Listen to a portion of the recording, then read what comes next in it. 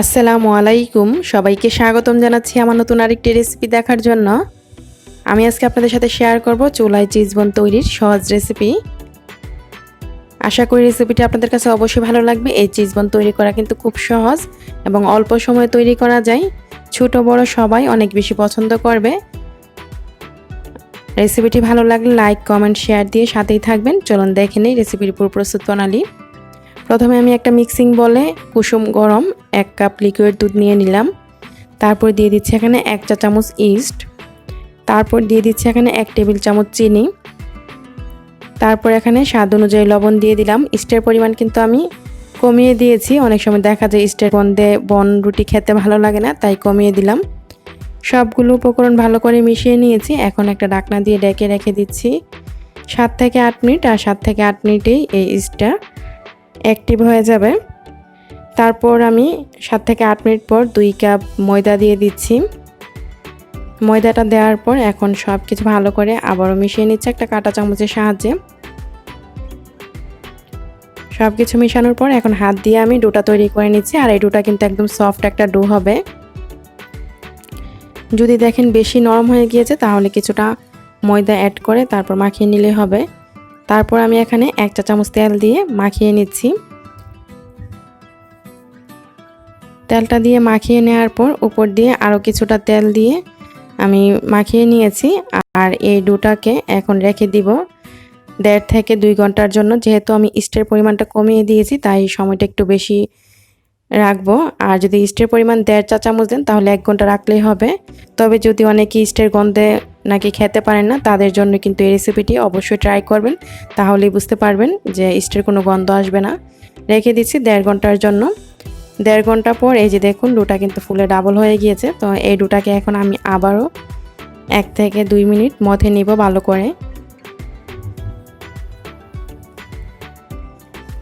ডোটা কিন্তু তৈরি হয়ে গিয়েছে। এখন আমি এই ডোটাকে 1 থেকে 2 মিনিট ভালো করে মথে নিয়েছি। তারপর আমি এরকম একটা প্যানের মধ্যে এই রুটিটা তৈরি করব। তার জন্য প্যানের গায়ে কিছুটা তেল ব্রাশ করে দিচ্ছি। প্যানটাতে তেল ব্রাশ করে দেওয়া হয়ে গিয়েছে। এখন আমি এই ডোটাকে এই প্যানে রেখে এভাবে হাত দিয়ে একটু চেপে একটা রুটির মতো করে নিচ্ছি। ডোটা যেহেতু অনেক সফট, এটা খুব সহজেই রুটির মতো হয়ে যাবে। তো এই যে দেখুন রুটিটা কিন্তু তৈরি হয়ে গিয়েছে, একটা মোটা রুটি হবে। তারপর আমি ছুরি দিয়ে এইভাবে একটু কেটে নিচ্ছি মাঝখান থেকে। এটা কিন্তু পুরোপুরি কাটার দরকার নাই, মাঝখান থেকে একটু এইভাবে কেটে নিলে হবে।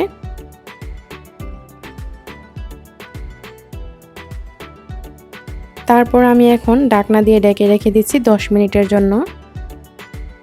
10 মিনিট পর এই ডোটা কিন্তু ফুলে গিয়েছে আরও। এই যে দেখুন এখন যে আমি চিজগুলো কেটে রেখেছিলাম আগে থেকেই, এই চিজগুলো যে দিক দিয়ে আমি কেটে রেখেছিলাম সেই দিক দিয়ে এভাবে দিয়ে দিলাম।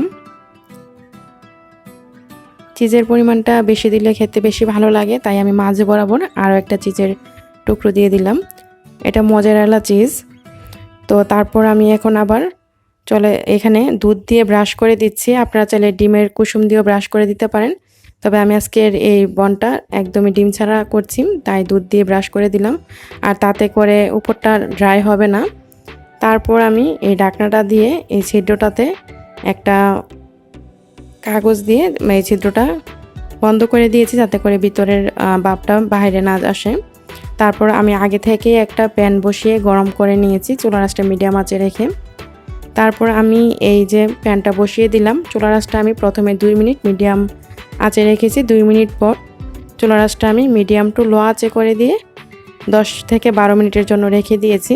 তো 12 মিনিট পর এমনিতেই দেখবেন খুব সুন্দর একটা ঘ্রাণ বের হয়েছে রুটি থেকে। তারপর আমি এই রুটিটাকে উল্টিয়ে 30 সেকেন্ডের মতো রেখে দিয়েছি চুলাটা বন্ধ করে। 30 সেকেন্ড পর এই যে দেখুন রুটির উপরটাতেও কিন্তু কালার চলে এসেছে। এখন এই রুটিটাকে আমি চুলা থেকে নামিয়ে নিচ্ছি। চুলা থেকে নামিয়ে নিয়েছি। তো এটা এখন যেহেতু অনেক বেশি গরম, তাই একটা সুতি কাপড় দিয়ে আমি প্রথমে ঢেকে রেখে দিব। আর কতটা সফট হয়েছে আমি আপনাদেরকে দেখাচ্ছি।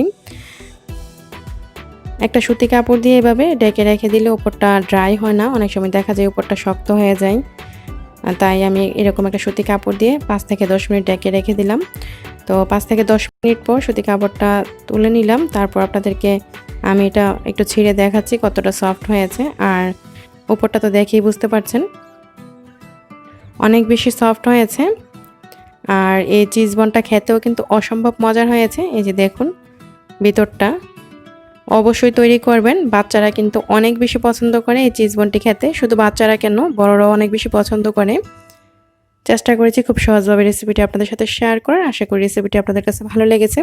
রেসিপিটি ভালো লাগলে চ্যানেলটি সাবস্ক্রাইব করে সাথেই থাকবেন। রেসিপিটি দেখার জন্য আপনাদের সবাইকে অসংখ্য ধন্যবাদ। সবাই ভালো থাকবেন, আমার জন্য দোয়া করবেন। আল্লাহ হাফেজ।